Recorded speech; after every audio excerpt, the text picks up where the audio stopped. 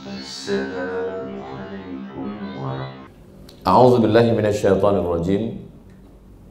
Wa idz qala rabbuka lil malaikati, ketika Allah berkata kepada malaikat, inni ja'ilun fil ardi khalifah, saya ingin menciptakan makhluk yang baru di bumi. Makhluk itu bernama khalifah. Khalifah itu artinya dalam bahasa Melayu pengganti.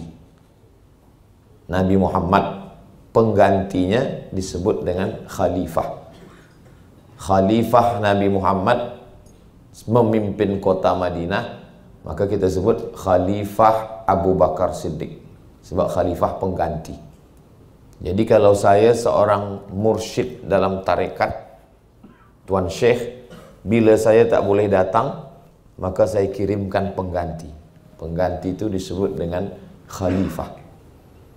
Bila manusia ini disebut dengan khalifah, pengganti, maknanya ada makhluk yang digantikan. Siapa yang kita gantikan itu? Maka kata malaikat, ataj'alu fiha man yufsidu fiha wa yasfikud dima. Untuk apalah engkau ciptakan makhluk yang baru, ya Allah? Sebab bila engkau ciptakan mereka, mereka akan berbuat dua. Yang pertama, yufsidu fiha, membuat kerosakan. Yang kedua, wa yasfikud dima, menumpahkan darah. Merosak alam semesta, menumpahkan darah dengan saling membunuh. Dari mana malaikat tahu bahwa makhluk yang baru ini akan membuat rosak dan menumpahkan darah, sedangkan makhluk itu belum lagi Allah ciptakan? Malaikat tahu sebab ada makhluk sebelum kita yang kita datang menggantikan mereka. Bila disebut kita dengan mereka, biasanya Allah sebut mereka dulu, baru kita. Misal dalam surah An-Nas, alladzi waswisu fi sudurin nas minal jinnati wan nas. Dia dulu baru kita. Qul la in ijtama'atil jinnu wal insu. Dalam ayat lain, wa ma khalaqatul jinna wal insa. Jadi makhluk yang sebelum kita itu adalah makhluk disebut dengan jin. Jin maknanya tertutup. Mereka disebut dengan makhluk jin sebab mata tertutup untuk memandang mereka. Tak boleh memandang mereka sebab ditutup Allah Ta'ala pandangan. Kecuali ada orang-orang yang memang dibolehkan Allah Subhanahu Wa Ta'ala. Lalu kemudian mereka dulu diciptakan Allah, kemudian dia membuat kerosakan. Maka kata malaikat, nanti pun makhluk yang baru ini kalau diciptakan juga akan buat kerosakan, ya Allah. Ataj'alu fiha ma yufsidu fiha wa yasfikud dima wa nahnu nusabbihu, sedangkan kami, kata malaikat, bertasbih, mensucikan engkau. Kalau engkau ciptakan makhluk yang baru hanya untuk bertasbih, tasbih kami lebih banyak lagi, ya Allah. Untuk apalah engkau ciptakan mereka? Allah menjawab, inni a'lamu ma la ta'lamun. Aku lebih tahu yang kamu tidak tahu. Jadi rupanya makna aku tahu yang kamu tak tahu. Malaikat bertasbih kerana tidak ada hawa nafsu. Tak ada nafsu nak ingin menikah, tak ada nafsu punya anak sehingga melalaikan daripada bertasbih, tak ada nafsu ingin makan minum, tak ada nafsu ingin dunia. Memanglah dia bertasbih sebab tak ada keinginan. Tapi makhluk yang baru ini, dia ada hawa nafsu, tapi dia boleh bertasbih. Maka dia lebih daripada kamu. Maka manusia, makhluk yang baru ini, bila dia beramal, dia melampaui darjah daripada malaikat. Dia lebih tinggi daripada malaikat. Maka ketika Allah mengatakan, wa idh qulna lil malaikati isjudu li Adam, bersujudlah kamu semuanya kepada Adam, fasajadu, semua bersujud. Itu menunjukkan manusia lebih mulia daripada malaikat, sebab semua malaikat bersujud. Tapi bila dia melawan, maka kata Allah, bunyi ayat tu kurang elok sikit, macam tak ada adab. Kalau kita bahasakan Melayu, ulaika kal an'am, mereka macam, ada satu surah, surah Al-An'am. Al-An'am binatang ternak. Ulaika kal an'am, mereka macam binatang. Balhum adal, bahkan lebih buruk, lebih rendah, lebih hina, lebih teruk lagi daripada haiwan. Na'udzubillah. Jadi Allah ciptakan kita sebab Allah ingin sesuatu daripada kita. Kalau hanya setakat bertasbih, malaikat pun bertasbih. Kalau setakat ingin berkata baik, bercakap baik, berbuat baik, malaikat lebih baik daripada kita. Tapi mereka baik kerana tak ada hawa nafsu. Sedangkan kita, walaupun ada hawa nafsu, kita boleh tetap baik. Maka kalimah yang paling tinggi, paling mulia adalah tasbih. Itulah mengapa dalam sembahyang, waktu rukuk tasbih, subhana rabbiyal azimi wa bihamdih. Waktu sujud pun tasbih, subhana rabbiyal a'la wa bihamdih. Sebab tasbih adalah ucapan malaikat. Sekarang ni Al-Quran dah habis turun semua. Al-yawma akmaltu lakum dinakum wa atmamtu alaikum ni'mati wa raditu lakumul islam madinah. Habis ayat 30 juzuk, 124 surat, habis semua sudah. Lalu apalah kerja malaikat Jibril? Kata orang bertanya. Tugas malaikat membawa hujan, membawa rahmat, mencabut nyawa. Sebenarnya tugas utama dia adalah bertasbih. Begitu yang ada dalam Quran. Wa nahnu nusabbihu. Makanya amal kita semasa tawaf adalah tasbih. Subhanallah walhamdulillah wa la ilaha illallah wallahu akbar. Amal kita pun waktu sembahyang juga tasbih. Subhana rabbiyal a'la wa bihamdih. Dan selepas sembahyang pun subhanallah, subhanallah, subhanallah. Maha suci Allah. Ada orang mensucikan kain sebab kain kotor. Ada orang mensucikan badan sebab mungkin di badan ada kotor. Kenapa orang menyebutkan Allah subhana, maha suci Allah? Mana ada kotor pada Allah? Allah memang suci. Kenapa kita sebut suci? Sebab ada setengah makhluk yang mengotori Allah. Wa qalatil yahudu Uzairun ibnullah. Orang Yahudi berkata Allah punya anak, nama anaknya Uzair. Wa qalatil nasara al-masih ibnullah. Mereka mengatakan pula lagi Allah punya anak, nama anaknya Masih. Lalu kemudian orang Yahudi mengatakan wa qalatil yahudu yadullah maghlulah. Orang Yahudi berkata tangan Allah terikat dengan tali temali. Maka kerana mereka berani untuk mengotori, menodai Allah yang suci, maka kita datang sebagai umat Nabi Muhammad SAW, kita berkata subhanallah, maha suci Allah dari segala yang tak baik. Itulah mengapa qabliyah subuh itu kita menafikan itu semua. Qul huwallahu ahad, Allah Esa, Allahu samad, meminta kepada dia saja. Lam yalid, dia tiada beranak. Walam yulad, dan dia pun tiada pula diperanakkan. Walam yakul lahu kufuwan ahad, tak ada satu pun yang setara, yang sama, yang selevel dengan dia. Dia maha suci atas segalanya.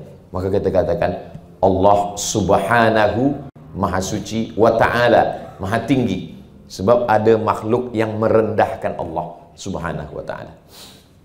Ada orang yang mulutnya mensucikan Allah. Allah maha suci, Allah maha mulia. Tapi dalam hatinya dia sedang merendahkan Allah. Manakala dia ragu tentang rezekinya, dia ragu tentang jodohnya, dia ragu tentang macam mana hidup dia tua, dia ragu. Maka keraguan ini sebenarnya datang daripada dua. Yang pertama, fikiran manusia. Yang kedua, bisikan syaitan. Jadi kita ini ada namanya hadithun nafsi, yang berbisik-bisik di dalam hati. Kalau mulut kita boleh hentikan, kita boleh berhenti bercakap. Tangan, kaki kita boleh hentikan. Tapi ada satu yang kita tak boleh stop, yaitu fikiran. Fikiran kita selalu bercakap terus. Dan yang membuat letih ini fikiran. Yang membuat letih ini adalah fikiran kita. Nanti akan begini, akan begini, akan begini, akan begini. Maka untuk menghentikan fikiran itu zikir. Zikir mengalihkan pikiran kita dari bercakap sendiri untuk kepada beban baru. Makanya kalau orang yang tidak Islam, dia akan diajak untuk meditasi, memejamkan mata, memikirkan tentang dengar kicauan burung, mendengar suara air terjun, atau dia akan menghirup bau-bauan, harum-haruman bunga, lalu kemudian diajak untuk mengosongkan pikiran. Dalam Islam tidak. Kita tidak disuruh untuk mengosongkan pikiran. Kita hanya untuk bertasbih. Kita diajak, maka kita dengarlah ulama tasbih yang elok, subhanallah wa bihamdihi subhanallahil azim. Kalimatani, dua kalimat. Khafifatani 'alal lisan, ringan di lidah. Thaqilatani fil mizan, tapi berat pada timbangan mizan hari kiamat. Habibatani ilar rahman, kalimah ini disukai, dicintai Allah. Subhanallah wa bihamdihi subhanallahil azim, subhanallah wa bihamdihi subhanallahil azim. Maka bila kita bertasbih, mulut kita bercakap, telinga kita mendengar, fikiran kita beralih dari apa yang kita fikirkan sebelumnya, kita fokus kepada yang sedang kita cakapkan. Istighfar. Astaghfirullahalazim, astaghfirullahalazim, astaghfirullahalazim. Mulut kita bercakap, telinga kita mendengar, dan fikiran kita mulai beralih dari apa yang kita fikirkan sebelumnya. Maka tidak boleh ada kata kalau. Kalau, kata Nabi, kalau itu kunci syaitan. Ketika kita berpikir kesekali kalaulah dulu tak begini, akan datang kalaulah dulu tak begini, kalaulah dulu tak begini, kalau itu akan berputar terus. Maka orang yang stres, depression, berawal dari kata kalau, menyesal. Penyakit manusia ini dua. Ala inna awliya Allah, orang yang mendekatkan diri kepada Allah, dia selamat daripada dua. La khawfun alaihim walahum yahzanun. Takut dan sedih. Apa beza takut dengan sedih? Takut itu masa hadapan. Takut macam mana 2024, macam mana 2025, macam mana anak-anak, macam mana cucu, macam mana. Sedangkan sedih masa lampau, sedih masa lalu, sedih 2023, sedih masa muda, sedih. Karena maka orang yang dekat kepada Allah, Allah bersihkan dia daripada dua. La khaufun, Allah kurangkan rasa takut masa hadapan. Walahum yahzanun, Allah kurangkan pula rasa sedih yang berkepanjangan, yang tak berkesudahan. Dan itu semua datangnya daripada zikir. Memang hati dalam diri kita, dia kita bawa dari mula dalam rahim sampailah saat ini. Tapi dia bukan punya kita, dia punya Allah. Makanya dia selalu dalam doa, ya muqallibal qulub, engkau yang membalik-balikkan hati, engkau yang punya hati. Qalbul mu'min baina asabi'ir rahman. Hati orang beriman seperti duit siling yang diputar balik di jari-jari manusia. Sesuka hati kuasa orang nak berbalik ke kiri, balik ke kanan, nak putar macam mana, suka hati dia. Maka kita minta kepada Allah supaya sabbit qulubana, kokohkan, kuatkan hati kami ala dinik, dalam agamamu, wa ala ta'atik, dalam ketaatan kepadamu. Ala bizikrillah, dengan banyak berzikir mengingat Allah, tatmainnul qulub, maka hati akan menjadi tenang. Subhanallah zikir, alhamdulillah zikir, Allahu Akbar zikir, istighfar pun zikir, salawat pun zikir. Tapi kata Nabi yang paling elok di antara semua zikir, afdalul zikri la ilaha illallah. Seelok-elok zikir la ilaha illallah. Lalu kemudian beberapa ulama menyusunkan yang paling ringkas, yang paling sikit, yang paling pendeknya tiga. Yang pertama istighfar, yang kedua salawat, yang ketiga la ilaha illallah. Istighfar, astaghfirullahalazim alladzi la ilaha illa huwal hayyul qayyum wa atubu ilaih. Bila kita beristighfar, maka mulut kita menyebut, telinga kita mendengar, fikiran kita fokus pada itu, ingat pada Allah, maka yang lain itu dia stop sejenak. Bila kita berhenti, dia datang balik.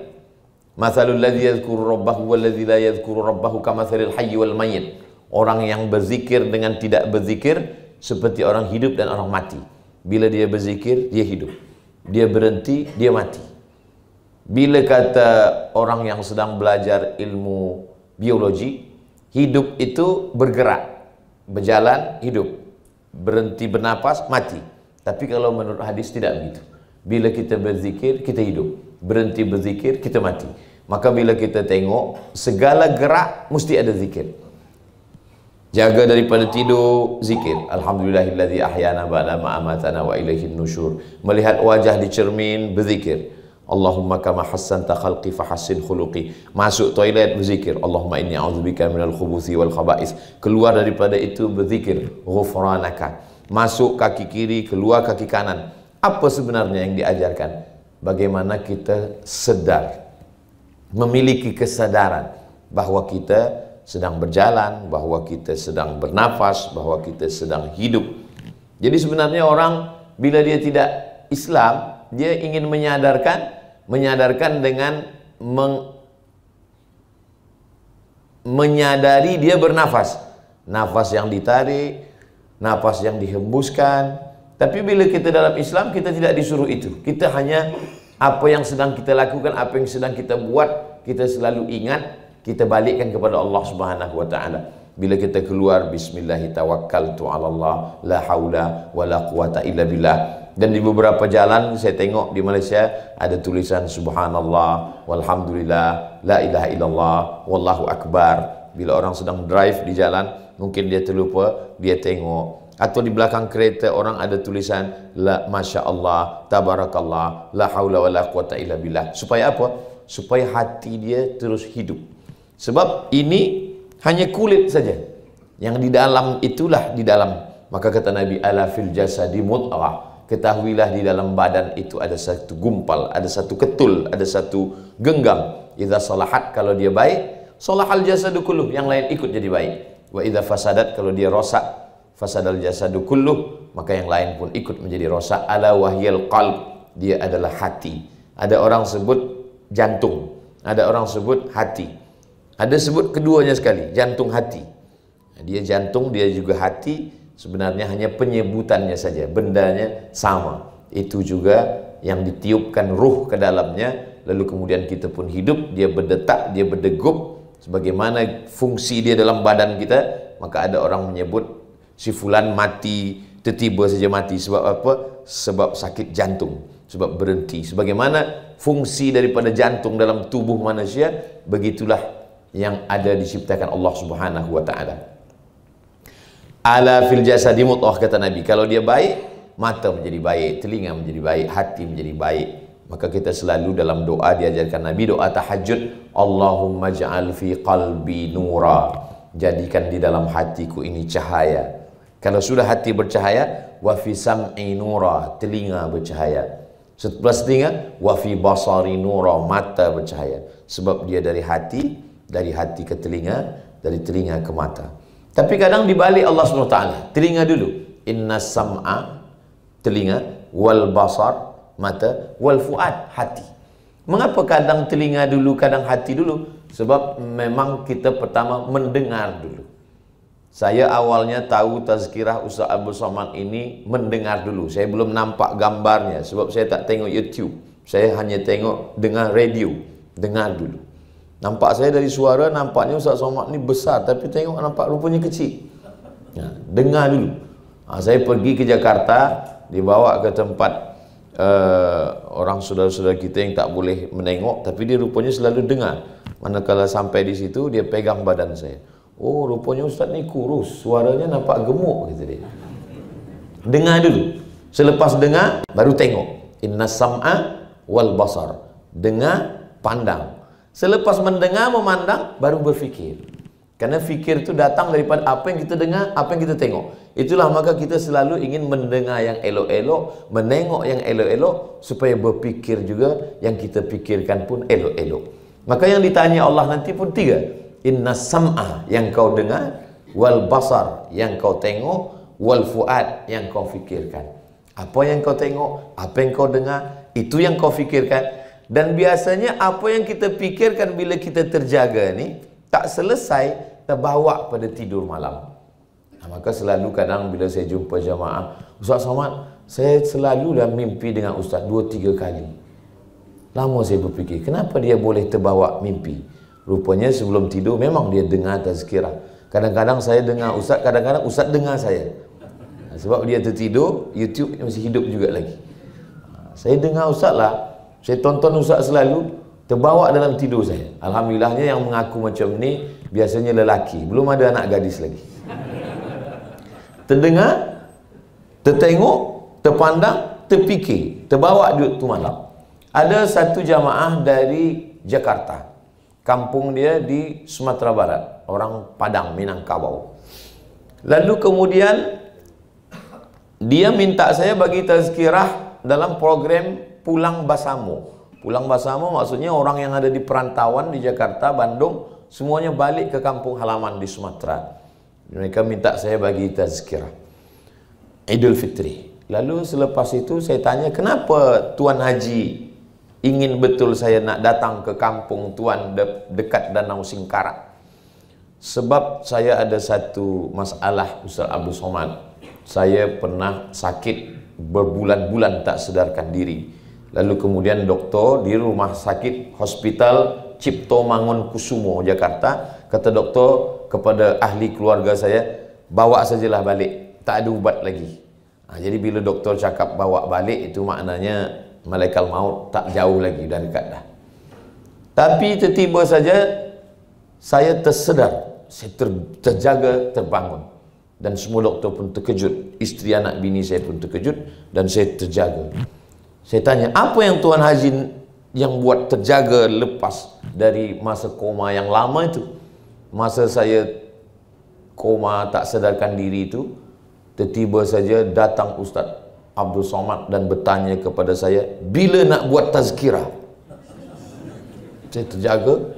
Lepas itulah saya cakap, kita buat tazkirah di kampung kita, kita balik sama-sama. Sebab bila kita buat Jakarta, orang kampung tak boleh tengok. Tapi bila kita buat di kampung, orang yang Jakarta balik, kita pun buat bersama.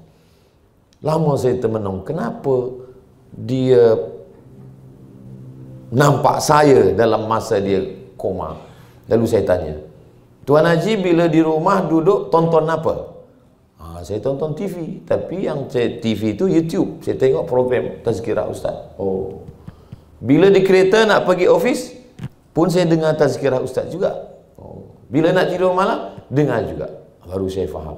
Apa yang kita dengar, apa yang kita tonton, apa yang kita fikirkan, rupanya itu juga yang akan terbawa masa kita akan mati. Maka betullah kata Nabi, tengok elok-elok, dengar elok-elok, fikir elok-elok, maka itu yang akan mendekat kita dengan akan sakaratul maut. Maka bila kita selalu berselawat, itu juga nanti yang akan dekat bila kita akan menghadap Allah Subhanahu wa taala. Bila kita berzikir, maka tak boleh putus zikir. Saya sampai ke Kaherah berjumpa dengan Syekh Saifuddin Al-Kurdi. Dia seorang ahli zikir. Tapi saya tengok di situ tak ada tasbih. Dalam hati saya, kenapalah orang ni tak ada tasbih? Biasa di kampung saya, kalau orang berzikir, biasa guna tasbih. Subhanallah, subhanallah.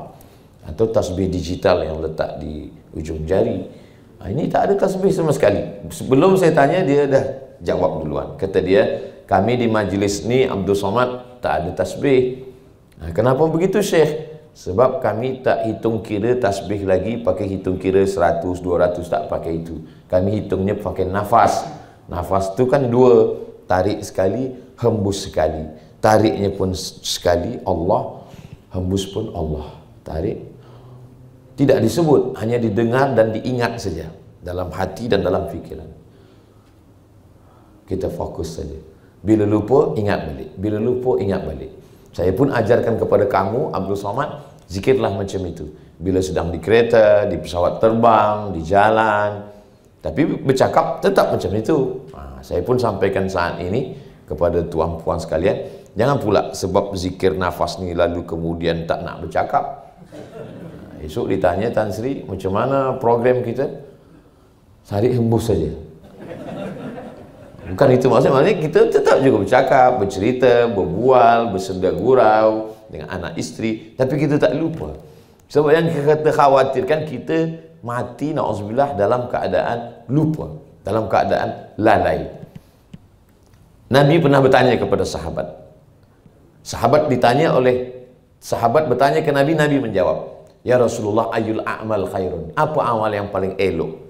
Kata satu sahabat, amal paling elok mati jihad fisabilillah, mati berdarah. Kata satu sahabat, amal paling elok membina masjid. Satu sahabat, amal paling elok haji dan umrah. Satu sahabat, amal paling elok salat.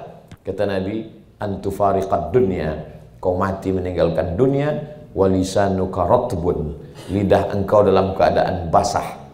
Basah kerana apa? Bizikrillah, kerana menyebut Allah Subhanahu wa ta'ala.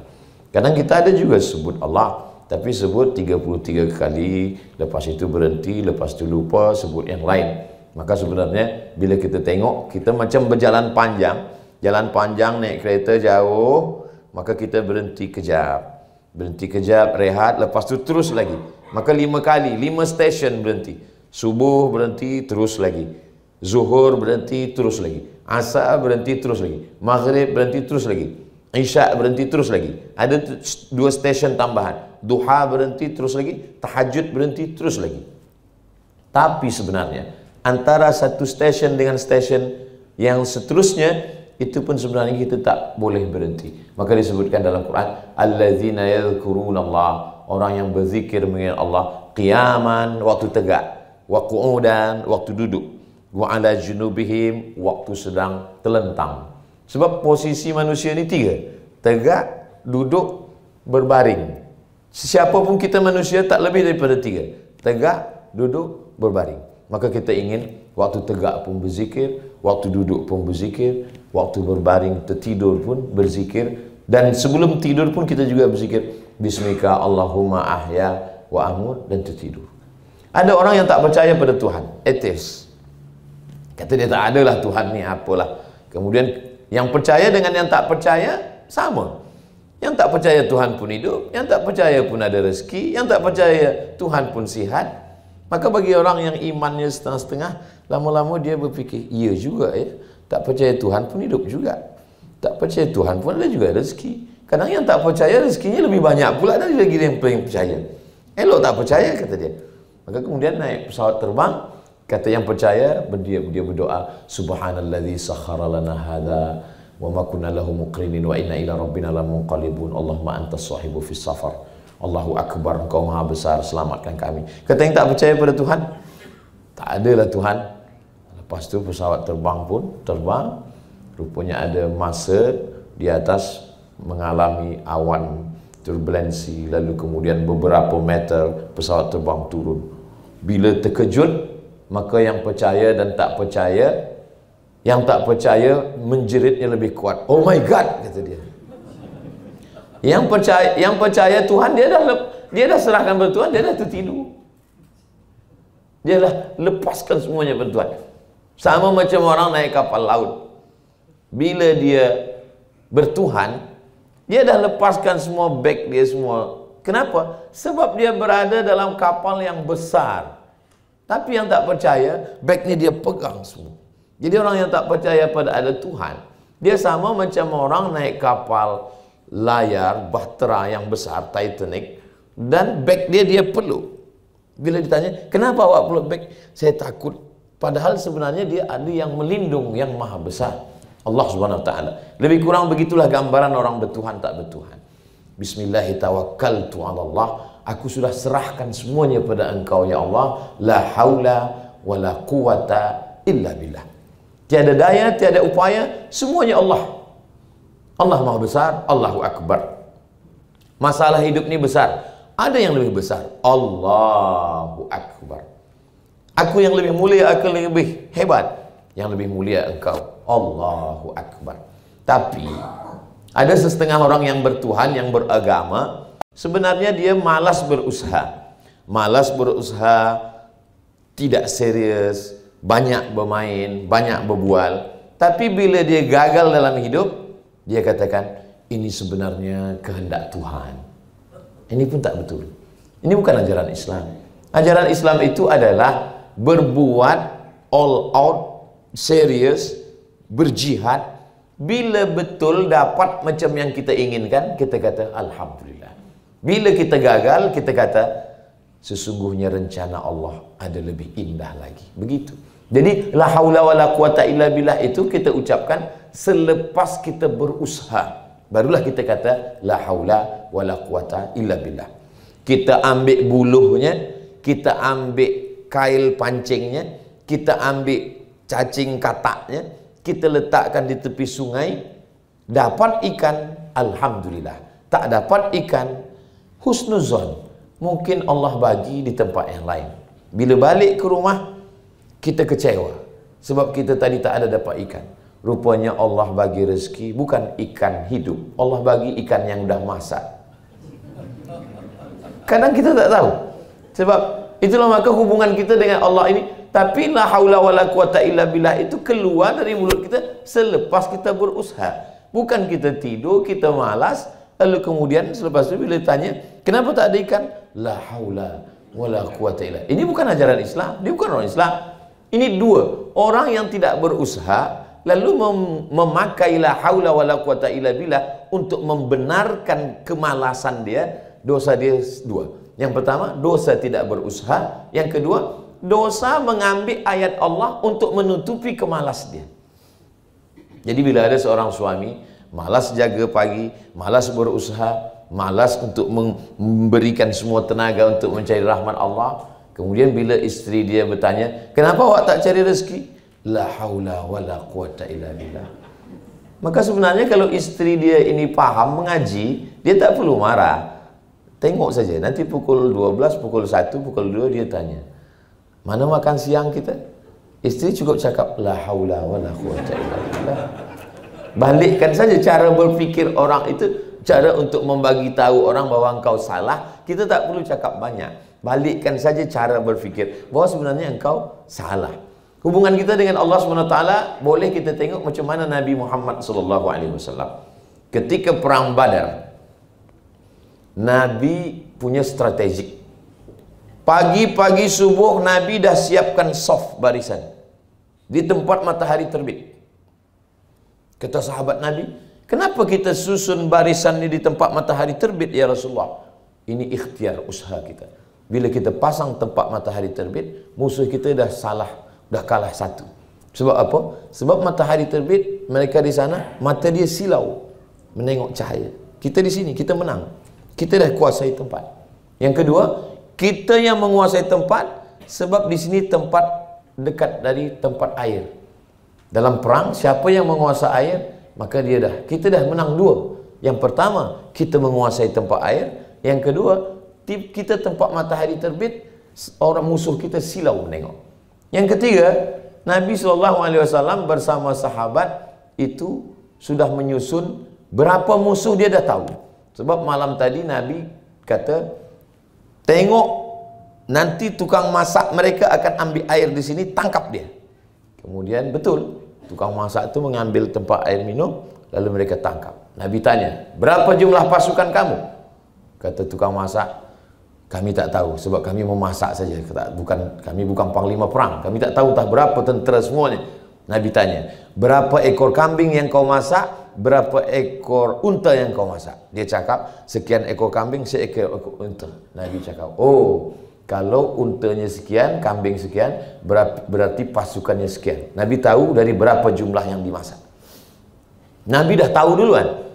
Lalu kemudian Nabi menyusun pasukan perang di sini, pasukan pemanah di sini, sembayang pun sembayang khauf. Sembayang khauf dibuat dua barisan, Nabi jadi imam, barisan pertama sembayang. Nanti pada selepas sembayang, barisan yang belakang maju ke hadapan, yang hadapan mundur ke belakang. Nabi penuh dengan strategik. Selepas itu barulah tawakal kepada Allah Subhanahu wa taala. Jadi itulah ajaran Islam. Yang pertama ikhtiar, yang kedua doa, yang ketiga tawakal. Kalau sesuai yang kita inginkan dengan yang diinginkan Allah, maka sesungguhnya Allah ingin kita bersyukur. Kalau tak sesuai yang kita programkan dengan yang terjadi, sesungguhnya Allah ingin kita bersabar. Hidup ini dua. Kata Nabi, ajaban li amril mu'min. Orang beriman itu menakjubkan. Dua-duanya elok. Kalau dapat yang diinginkan dia bersyukur, kata Allah, la in syakartum la azidannakum. Ku tambah nikmatku. Kalau tak sesuai dengan yang dia inginkan dan dia bersabar, itu pun elok juga untuk dia. Sebab balasan yang paling tinggi adalah sabar. Lebih tinggi daripada syukur. Kalau syukur, satu balas satu. Tapi kalau sabar, innama yuwaffas sabiruna ajrahum bighairi hisab. Orang yang sabar akan diberikan balasan bighairi hisab, unlimited. Tiada siapa yang boleh menghitung kiranya, yang tahu hanya Allah Subhanahu wa taala. Kadang kita ini hidup, kita buat satu program, kita memaksa Allah ingin ikut kita.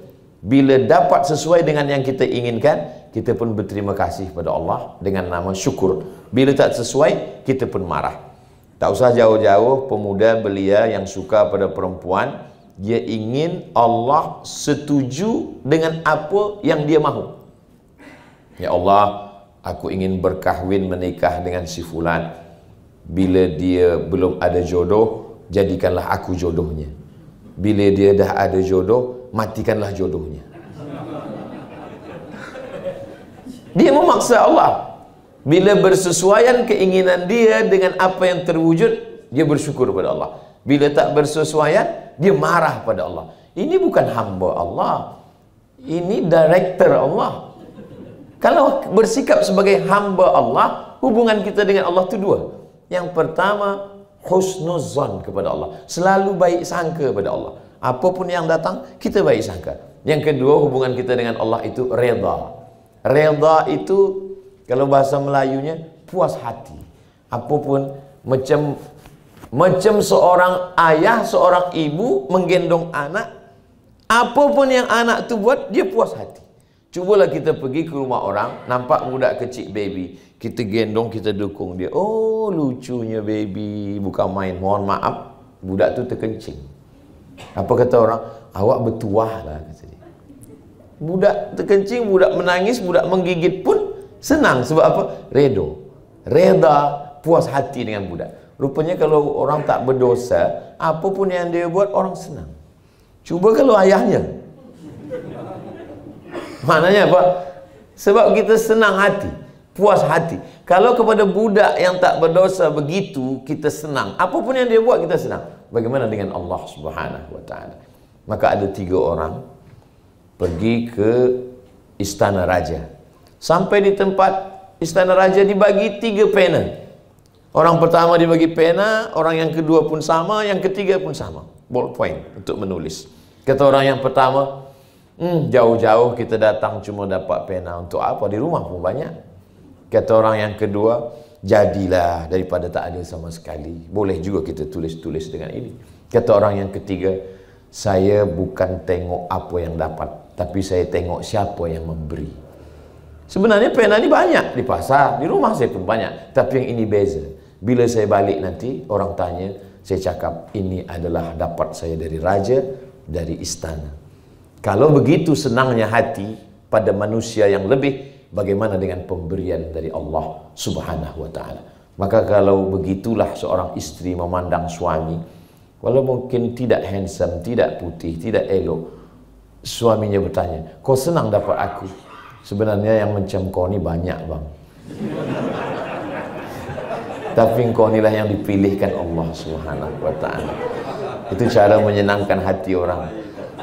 Maknanya apa? Bahwa kadang tak semua yang kita inginkan itu didapat dalam kehidupan. Boleh dipakai bila balik rumah. Allah Subhanahu wa ta'ala ciptakan kita bukan untuk memaksa dia untuk ikut apa kata kita, tapi dia ingin menengok kita rida, menerima keputusan dia. Selepas nanti semua orang beriman yang percaya itu masuk ke dalam syurga, lalu kemudian Allah bertanya, penghuni surga kamu dah dapat semua, ya? Jannatin tajri min tahtihal anhar, surga yang mengalir air-air, buah-buahan, semua nikmat ada dah semua. Apa yang kamu belum dapat lagi? Kata penghuni surga, ada satu yang belum, ya Allah. Apa yang kamu belum dapat? Ridhamu. Oh, kata Allah, kalau ridha itu yang dapat cuma satu saja. Siapa ya Allah? Orang yang ridha menerima segala keputusan aku. Itulah orang. Maka kita bila tawaf, tawaf tempat yang paling mulia di bumi ini, tanah haram.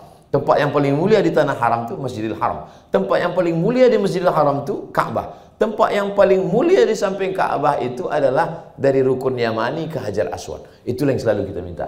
Allahumma inna nas'aluka ridhaka wal jannah. Kalau minta surga belum tentu dapat ridha, tapi kalau minta ridha pasti dapat surga.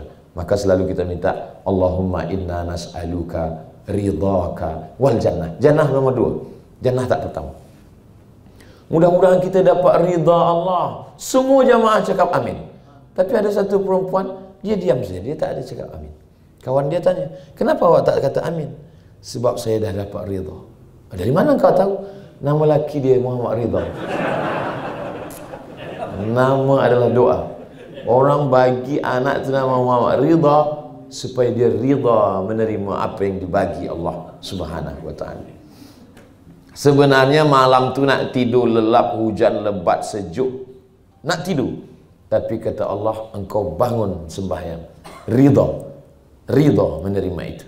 Sebenarnya duit ni nak pegang semua, tapi kata Allah, aku minta 2.5% ridha dia keluarkan.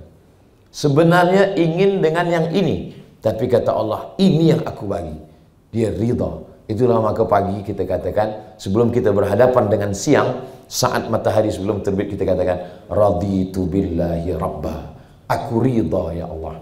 Maka orang yang diundang, dijemput Allah nanti balik itu, ya ayyatuhan nafsul mutmainnah, wahai jiwa yang tenang, irji'i, baliklah engkau menghadap Allah, radiyatan mardiyah. Radiyah, engkau ridha, mardiyah, diridai. Jiwa kita ridha dan kita pun diridai Allah Subhanahu wa taala. Saya menyampaikan apa yang pernah saya dengar, apa yang saya tahu, tapi masalah ridha ni tak nampak. Kalau masalah baju nampak. Masalah siapa yang paling tebal sorbannya, siapa yang paling elok topinya, siapa yang paling putih jubahnya nampak. Tapi siapa yang paling ridha, siapa yang paling ikhlas, tak nampak. Makanya Ustaz Abdul Somad yang paling tinggi saat ini, ya. Tapi apakah paling ikhlas? Belum tentu. Yang tahu itu nanti manakala kita menghadap Allah Subhanahu wa taala. Mudah-mudahan kita semuanya ikhlas, ridha, bertawakal dan termasuk orang yang diridhai Allah Subhanahu wa taala. Amin ya rabbal alamin.